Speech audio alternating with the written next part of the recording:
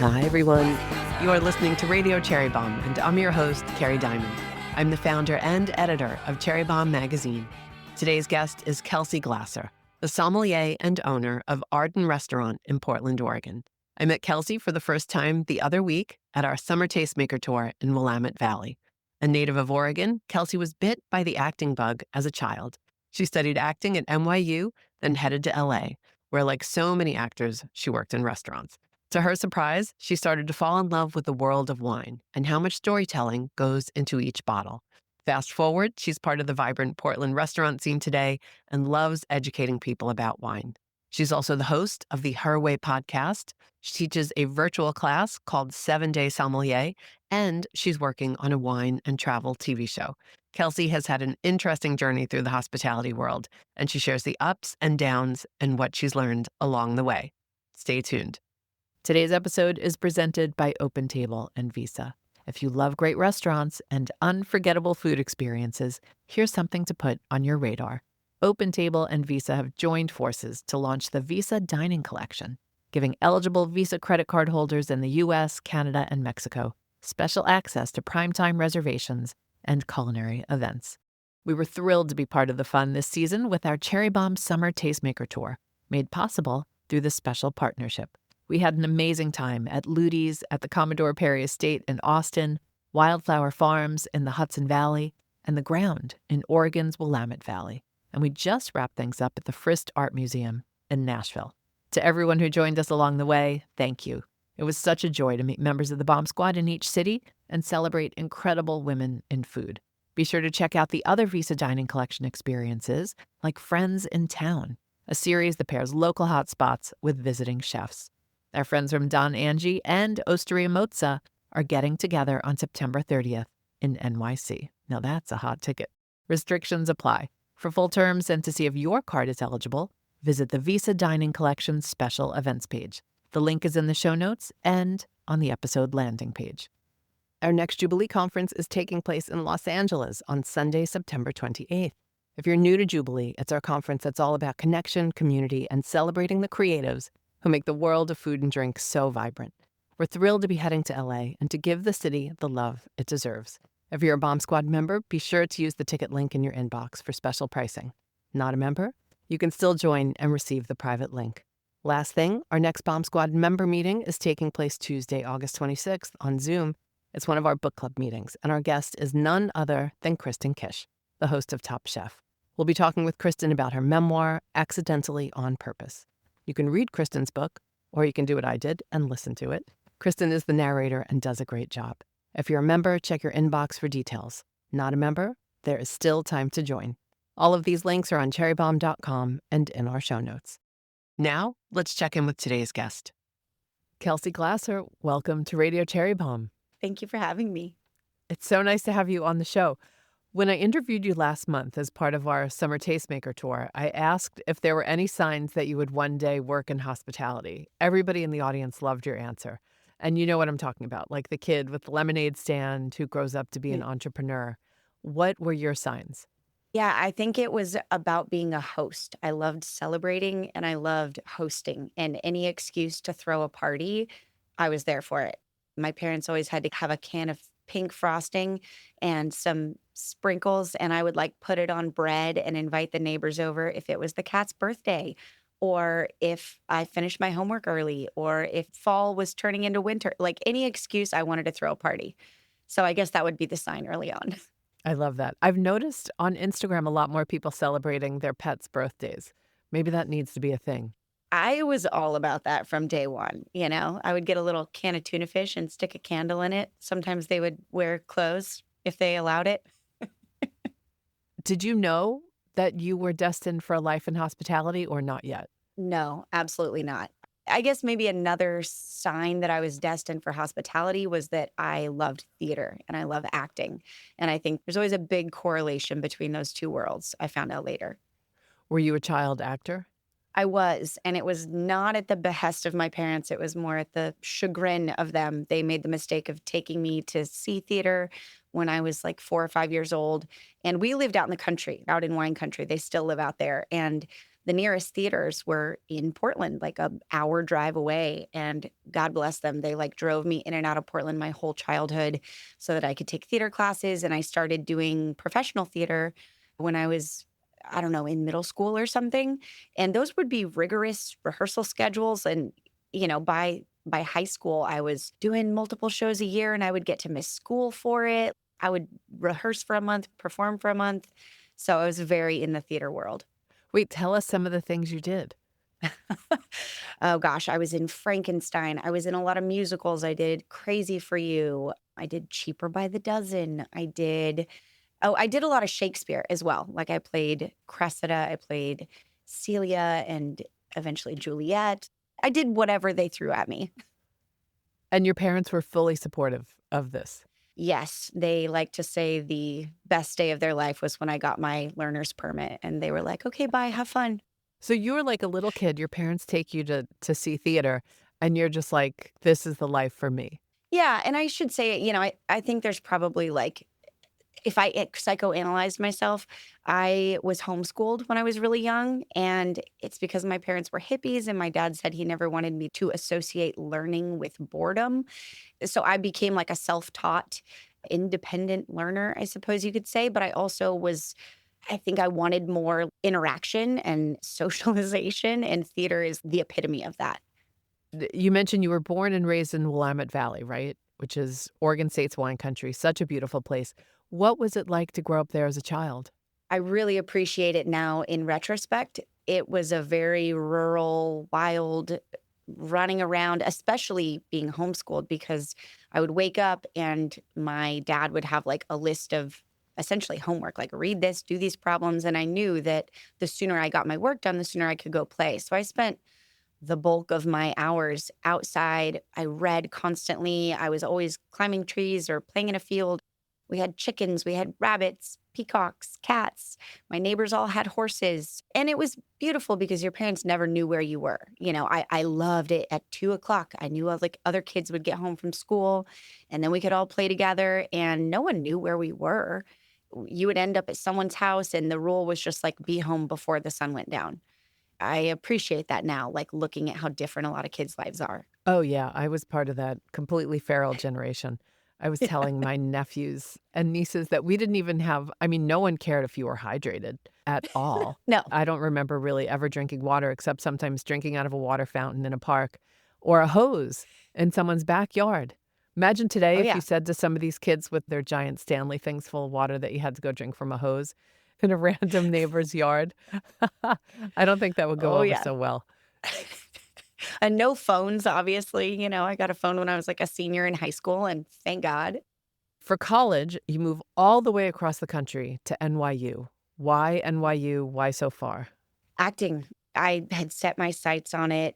I was always a little bit of an overachiever and a straight A student, and I was very ambitious. And when I was like in middle school, I heard that NYU had the best theater program, and I just decided that's where I wanted to go. And I applied their early decision and had to audition and was really grateful I got in because otherwise I had like 10 other schools I was going to have to audition and apply for as well.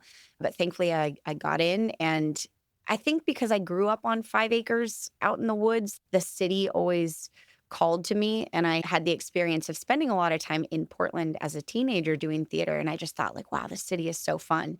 And I truly went from like 0 to 100, from 5 acres to Washington Square West, and just got like plopped into Manhattan, which was an adventure. Did you love the city? I do. I think my parents are sad. I don't love the outdoors as much as they do. And I think it'll come with time. I think because I grew up with it, maybe it's like the grass is greener or the city is always shinier. I really love people. And my favorite thing to do even today is like if I'm visiting a city I've never been to, I just want to walk for hours and hours and like get the feel of it and see what life is like there. Did you work in restaurants when you were in New York? I started to dabble in restaurants. School was a pretty crazy schedule. And I remember I took a job at Cafe Lalo on the Upper West Side that I knew of because it was in You've Got Mail, because he like meets her on a blind date there. And I got hired there as a waitress. But in New York, I would get off work between 2 and 4 in the morning. And then I would try to go to class the next day, and it was too difficult. So I ended up nannying part-time through college and worked with a family for the whole time I was in college and made some money that time. But it was really in Los Angeles that I started working in restaurants. And that's when the whole idea of becoming a sommelier started to take hold when you were in LA? Yeah. Okay. Yeah, wine was not on my radar. The plan was always go to NYU, then move to LA and become a movie star, as you do. And my aunt, who lived in Los Angeles my whole life, and she was a producer in the film industry. And so she was probably the reason I wanted to be an actor in the first place. I grew up going to visit her on set. And I think I just thought it was going to be easier than it was. I got to LA and I knew first step was get a restaurant job. I immediately just started applying in the West Hollywood area because that's where I was living. And I didn't really know where I was applying to. And I just got really lucky that the first place I got hired was the Bazaar, which was Jose Andres's like flagship place on the West Coast. I don't know why they hired me, but I'm really grateful that they did. So what was Jose like back then? Had World Central Kitchen even started yet? I think it was just starting. He had his other group called Think Food Group. And I think that was the group that ran all of his restaurants. And he was a big deal on the East Coast. He had really made a mark in DC and he had already had his show. I can't remember the name of his TV show where he kind of introduced America to tapas. But the Bazaar was his first restaurant on the West Coast. And it had made a lot of waves when it had opened 2 years earlier. And so he was hopping around between, he had 4 or 5 restaurants at the time, but he was at the Bazaar in those days, like at least once a month. And I always had the experience of just loving him. Like everyone really loved him. And granted, I was the front of house. And so the back of house could get, they wanted to do a good job for him. And I'm sure he had higher standards for the back of house than the front of house because that was his domain. But he would roll in and just always had a smile on his face. He was such a pleasant, sweet guy. And that really trickled down. I saw that you could be successful at a really high scale, but have a culture of joy and of being excited to learn and excited to move fast and learn things and be a busy restaurant, but truly have a good time doing it. We'll be right back with today's guest. If you love all things Italy, you're going to love the next issue of Cherry Bomb's print magazine. Every single page is inspired by Italy. Our covers, all the features, recipes, and photos. Flipping through the issue is like taking a virtual visit. We have features on lots of Cherry Bomb faves, from Nancy Silverton to Haley Catalano, Mimi Thorson, and to Moo McPherson. Visit cherrybomb.com to subscribe or buy a single issue, or pick up an issue at your favorite bookstore or culinary shop this September. How was the acting going at the time? You do have an IMDb page, so you did do some work. I need to figure out how to deactivate that. Yeah. you know, I was simultaneously starting in this place where I knew nothing about this world of restaurants, but I felt so welcomed, so encouraged. I would learn something and then I would get promoted. I started as a cocktail server and then I became a server and then and then in acting, I kind of expected to like immediately be successful and I wasn't having that experience. In retrospect, I have so much compassion for that 19, 20-year-old version. I guess I was like 22 by this point. It's such an industry of, I don't know, judgment, for lack of a better word. At least that's how it felt then. And I was constantly just feeling like I wasn't pretty enough. I wasn't well connected enough. I wasn't whatever enough. That was hard. And as the years wore on, I could feel myself auditioning less and wanting to put myself out there less. But in restaurants, really making friends, finding my community, again, wanting to learn. That was the thing I loved most about the Bazaar is that there was so much to learn, like not only just about Spanish food and Spanish wine, but about hospitality, fine dining hospitality, and molecular gastronomy, like what happens when you mix, sodium alginate to make the spherified olives. Like there was just a lot to learn and I love learning. And so I just started moving more in that direction and kind of sadly leaving acting by the wayside. Was it sad? It was sad. And I remember, I think I'd been in LA for 3 years at that point when I finally decided to pursue wine. And I remember thinking at the time, like, well, I can't do both. I can't be a sommelier who's also an actress because people in the wine world won't take me seriously. And I thought that I had to just completely forsake this part of my life. And it was like a really bittersweet decision. And I think I was 25 when I decided to become a somm. And I'm always someone, once I decide to do something, I just do it quickly. And I signed up and I did my first 2 levels within 6 months. And I got my pin and immediately lucked into, I don't know, I feel like I've gotten lucky at a lot of points in my career. I got hired as a sommelier for a brand new restaurant that was opening. And within 2 weeks, the wine director, who was also the GM, got fired and they gave me his job. So I went from becoming a somm to literally 2 months later running a pretty high profile wine program. So that was like a steep learning curve. And it really forced me to get myself in gear. But I also felt very intimidated and very outclassed. And all the more reason where I thought, I can't tell anyone that I'm also trying to be an actress because it's one more reason people won't think I'm qualified, you know? Did being an actor, though, help you kind of fake it till you make it? 100%. That's why actors are so often in hospitality. I mean, maybe in other cities that's not as prevalent, but if you're in LA and someone's waiting on you, chances are they're an actor. I think as actors, we are good at reading people and empathizing, putting a happy face on or playing the role of like, what does it look like to be a wine director? I'm nervous, but I don't want people to see that. Or, okay, I'm going to go into a tasting with like a big distributor and, I need to act tough or whatever those thoughts might have been. I do think that skill set lends itself to hospitality in a lot of different ways. What was it about wine specifically that was so much of interest to you? I remember the moment I was still at the bazaar, but I had also started working at a restaurant called the Evely up on Sunset Boulevard. It was very California focused. I, for the first time, got to go to wine country. We went up to Sonoma and we visited a winemaker named Sean Thackeray. I think we visited a couple different places, but I remember going to Sean's place and he was such a character. Like he had been an art dealer in San Francisco. He specialized in ancient texts and he could read ancient Greek and Latin. And he had come across an ancient Roman winemaking manuscript.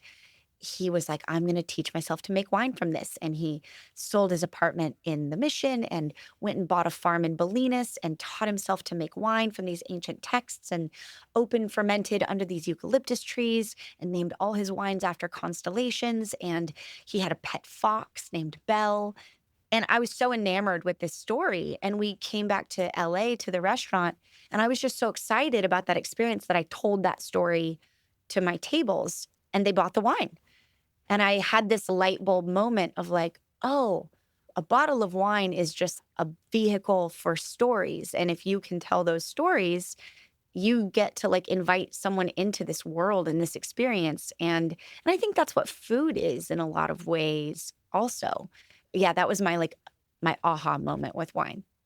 It's so interesting that you say that because I always think that restaurants don't do enough storytelling on their menus.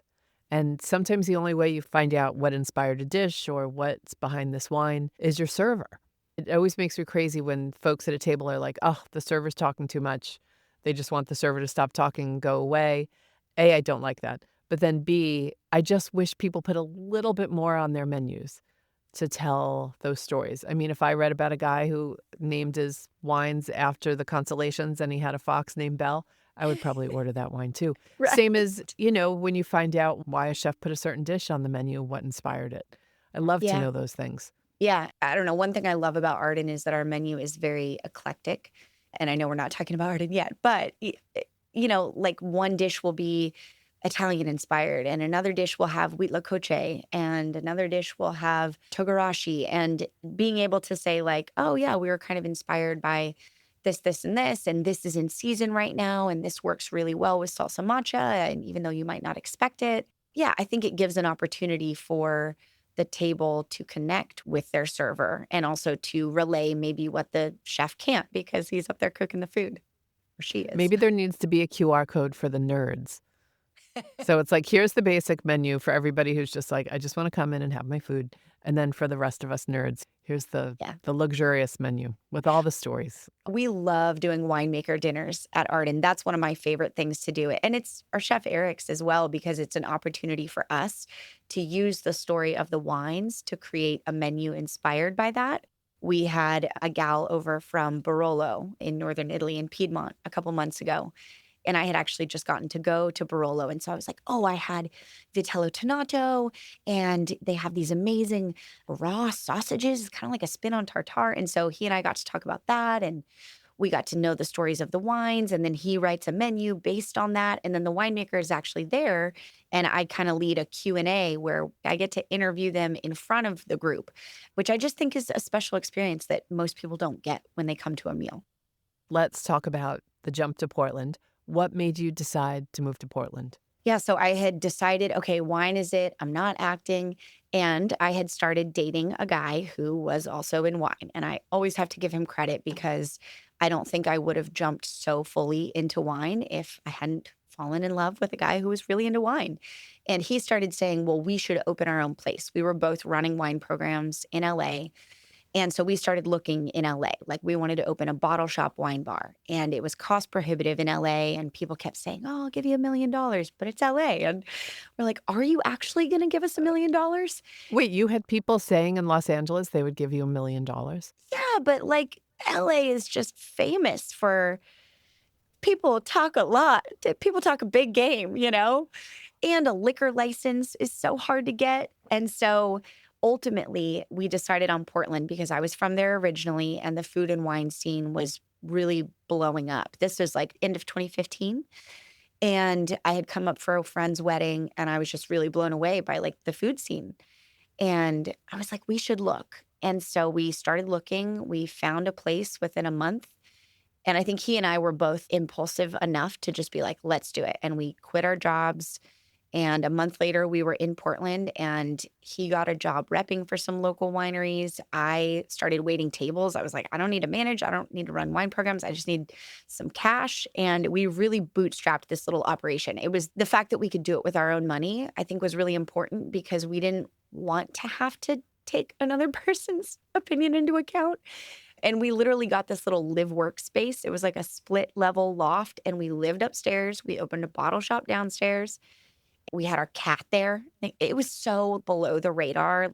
We didn't have a full food license because there wasn't a commercial kitchen, but it became this kind of neighborhood darling spot. And within a couple months, we moved out. We turned the upstairs into a little seating lounge. And so this wine bar, it was called Thelonious Wines, and we had it for 2 years. And it was that then allowed us to open Arden, because then we met people who were actually interested in investing because we had proved ourselves. They saw this place that we had built that people really loved. They could see we could keep a business afloat and that we knew wine. And the Arden space had become available 2 blocks away. And we were like, oh, great, there's a kitchen there. We could just have a restaurant. Within a couple months, it was not working out. Let's just say there's no blame, but it just wasn't working. He and I ended up splitting the businesses. And so he kept the wine shop and I kept Arden. And he's still a dear friend. I spoke to him this morning. He has a wine bar in Portland, Maine now. But point is, I ended up with a restaurant sort of like all to myself within 2 months of opening it. And I was a theater major. Like, I had never even taken a business class.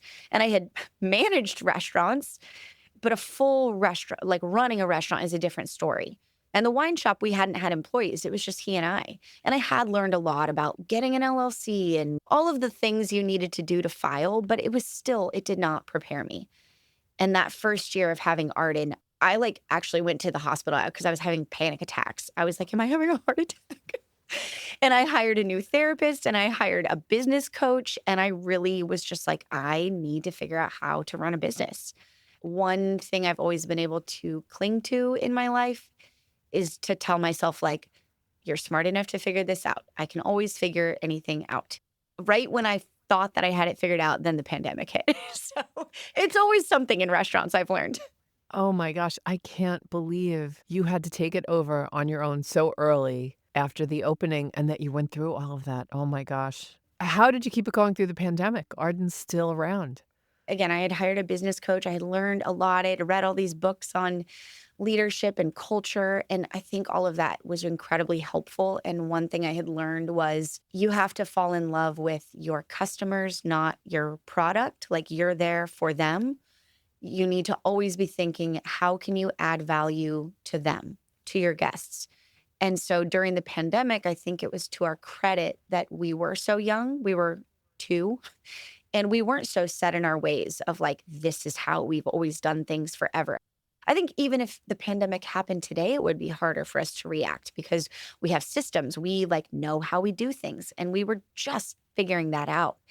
And so with every regulation, it felt like we had whiplash. It was like, build a patio, eat outside, only do takeout. Okay, eat inside, 6 feet, the whole thing. But at every turn, I was like, okay, well, how can we add value now? How can we help them now? And what it really came down to, I think, was like, how can we bring joy to people's lives? I mean, I think that's what we try to do regardless. I did a lot of, I don't know, deep thinking about like what is a restaurant to me? And you look at the original root of the word restaurant, and it's from the French verb for to restore. And the original restaurants were, where people would take a break from their workday and like be able to be sit down and taken care of. And to me, that's always what Arden is. And even the name, like Arden, the Forest of Arden in one of my favorite Shakespeare plays, As You Like It, is where everyone went to kind of retreat from the stress and corruption of the city and like live off the land and write poetry in the trees. And so I just always loved that idea. And I thought, well, the world is a really stressful place right now. Like, what can we do to give people a break from that? And so we started putting food in boxes, but we tried to deliver that moment of like, you're not just getting takeout pizza or whatever. Like we would plate it nicely in the boxes, and we would do little cocktail mixes, and we would do wine pairings. And then also in the first week, I started live streaming virtual wine tastings, and I live streamed an hour-long virtual wine tasting every week for 2 years and started a virtual wine club. That was the big gift of the pandemic for me, because it was the point that I found out that the two loves of my life could come together, acting and theater, this thing that I had kind of forsaken, and wine. And I realized that there's this whole world of people out there who love the idea of wine, but who feel very intimidated by it, and that it's not for them, that it's a club they're not cool enough to be a part of, that they're not allowed to ask questions. And I had so much fun talking about it. We would talk about the Canary Islands one week. I would have an excuse to learn all about Lanzarote versus Tenerife and Liston, all the native varietals, and then get to come on and like tell these stories. And I would send them the wines and they would taste them. And I just saw like, oh, wine education or wine entertainment, wine could be something that I could connect with people over, I suppose. I don't even know if that is what you asked me. I went on a big tangent. Wow, I'm just so impressed. How did you hold it all together? I found myself with a coffee shop and kind of no idea how to run it. And I was so lucky to have some amazing people on the team. But boy, was it tough to hold it all together. Oh, yeah. I think it's a testament to like how much I love and am so grateful.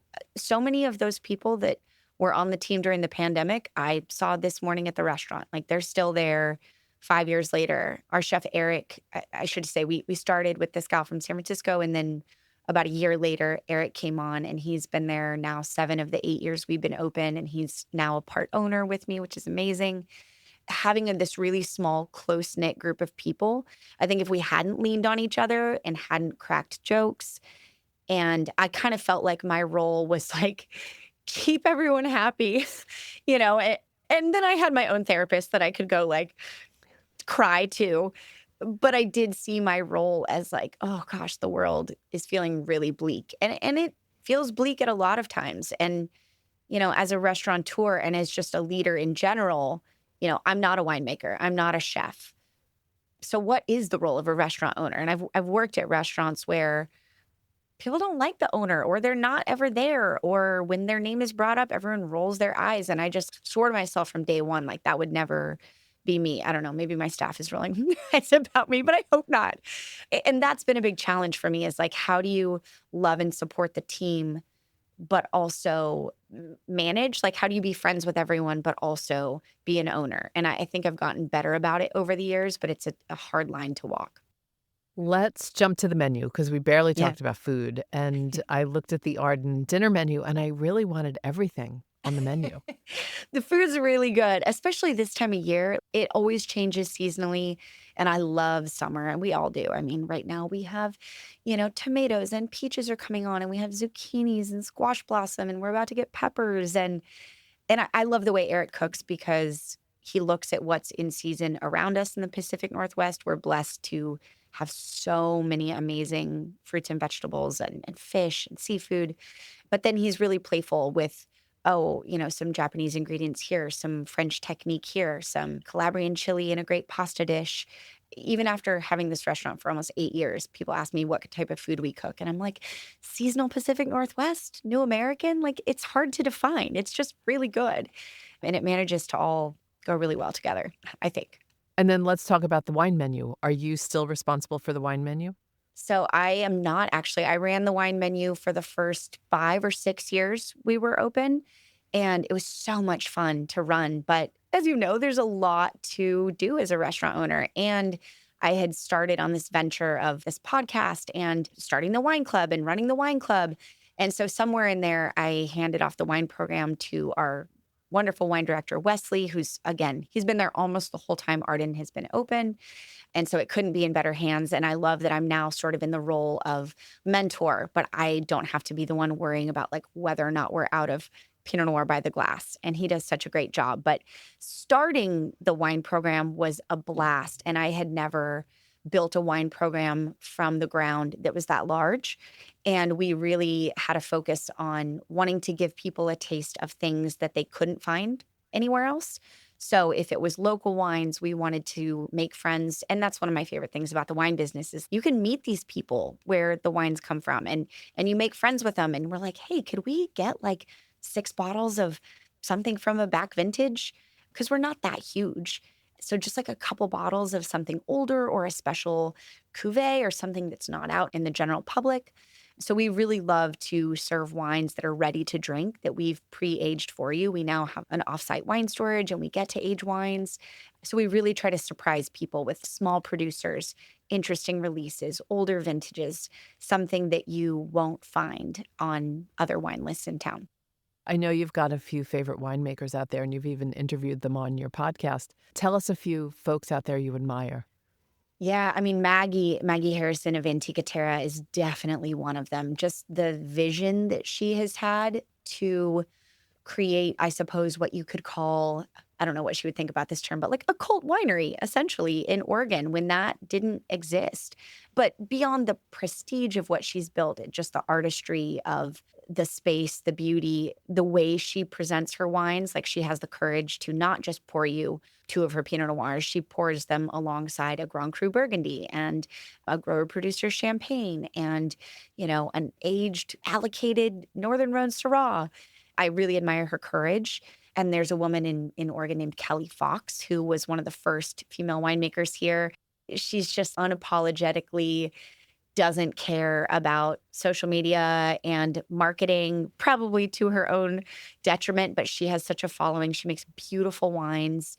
And, like there's so many women outside of Oregon. Like I was just in Napa shooting that because we're turning this podcast into a TV series and we're like halfway through shooting it. And we shot in Napa and Sonoma, and I got to interview Kathy Corzine. She's really the first woman in American wine and one of the first women in wine, period. She got to Napa in 1975 before the Judgment of Paris. I think she was like the second woman winemaker ever, the first woman to own her own winery. She paved the path for so many other women to follow. And she's just this little firecracker of a woman. And she's as sharp today, I'm assuming, as she was then. And she's so humble. Yeah. So I don't know. There's a lot of inspiring women in wine. So wait, tell us, your podcast is being turned into a TV show? Yes. The quick backstory is that when I started this wine club during the pandemic, and I kind of had this aha moment of like, oh my gosh, I could do acting and I could do wine. And I had this idea like, well, there's no wine travel shows. There's a million food shows. And so I thought, well, why couldn't I make one where you visit the wine regions of the world? And I actually shot a pilot back in 2021 using the Willamette Valley as an example. And I was working on it with my uncle in LA who was in the business, and he passed away while we were working on it. And it kind of like put a pause on it. I'm so sorry about that. Thank you. It was a real treat to get to work on for those couple months. And I learned a lot, and it really planted the seed. But I was like, okay, I need to take a break. Like, I'm kind of hitting some closed doors right now. And then just last year, a fellow restaurant couple, actually Olivia, who we had on the panel with us, Olivia and her partner Angel started a media company in Portland. It's called Todos, and it's all about amplifying the voices of BIPOC, LGBTQ plus women. And he and I and Olivia had all become friends over the years. Our restaurants are just a couple blocks apart. And I had shown him my pilot, and I'm like, how about we do this show? And he's like, okay, but how can it fit this mold? And I had already really started to notice that women approach wine. I think women approach everything differently, but there's the very biological fact that we have 43% more olfactory neurons than men, which makes us better at tasting things. That's not to say that if you don't train your palate, like men can also be excellent tasters, but we're like biologically wired to be really good at that. And we're so good at multitasking, and like winemaking requires, you're doing the creative part, you're doing the farming, you're doing the business side of it. So I just started to see all these powerhouse women in the industry. He was like, well, how about this? Why don't we do a proof of concept? Let's do it as a podcast first. I was like, okay. So we did it as a podcast first. And I think we did 12 interviews with local Oregon winemaking women. And it was really well received. And so phase 2 was to shoot it as a TV show. So we're shooting it up and down the West Coast. So the first season is going to be 2 episodes in California, 2 in Oregon, 2 in Washington.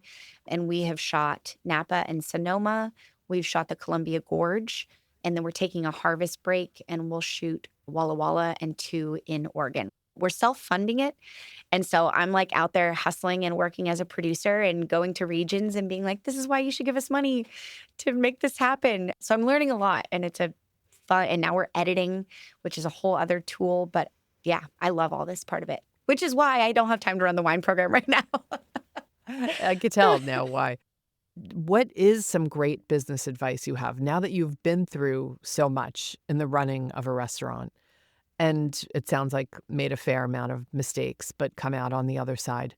What are a few things that people should know who either want to open a restaurant or maybe who are at that place where you were back in 2018, where you're just like, oh my God, what have I gotten myself into? Yeah.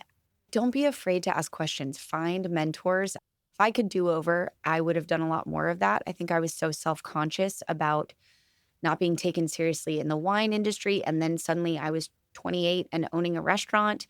And I just thought like, well, people already assume I don't know what I'm doing, so I can't ask. And I wish I had had mentors in the industry specifically. Because now when I meet people who are just starting, I'm like, please pick my brain. Like, let me keep you from making the same mistakes I did. So like, don't be afraid to ask questions, because it's already such a tough enough industry as it is. And I think another one would be to find the people who are good at the things that you're not, and don't feel guilty about the things that you're not good at. Like, I'm really grateful now to have the management team that we do at Arden, because I've learned like I am not the best manager. I've gotten better over the years, but I'm a Libra. I am a recovering people pleaser. I am not good at conflict. And it's really tough for me often to like come down. And I'm not saying management needs to be able to be mean or be hard on people, but you do have to be able to say the things that need to be said. And that's come easier to me over time. But I finally realized like, oh, I can hire people to manage also.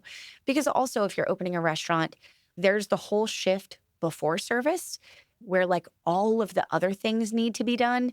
Everything from payroll to marketing to answering 1,000 emails to dealing with someone calling out to like, oh, the mixer broke, we have to pull up the warranty. And then service comes around. I mean, honestly, for until the pandemic was over, for like 4 years, I was doing both. And it's exhausting. You're so burned out, you don't have time to recover, much less do things that bring you joy. And so finally getting to the restaurant to a place where I can work more 9 to 5 and I don't work services as much has been a real blessing. And now I'm available to fill in or come in if someone is sick or if we're short of hands. But I think people should just know, like, oh, do I thrive on service? Do I thrive in the bookkeeping aspect? The first thing I did was like hire a bookkeeper. I don't trust myself. I'm better now, but find the things that make you nervous and pay someone else to do them. Great advice. Do you have a motto or a mantra? I think just always reminding myself that we're here to make people happy. And when I feel stuck, asking myself, like, how can we bring more joy? How can we add more value? It's really easy to get caught up in what can feel like a popularity contest sometimes, especially in the world we live in now of like lists. And we're constantly like, how do we stay relevant? Why aren't we on this list?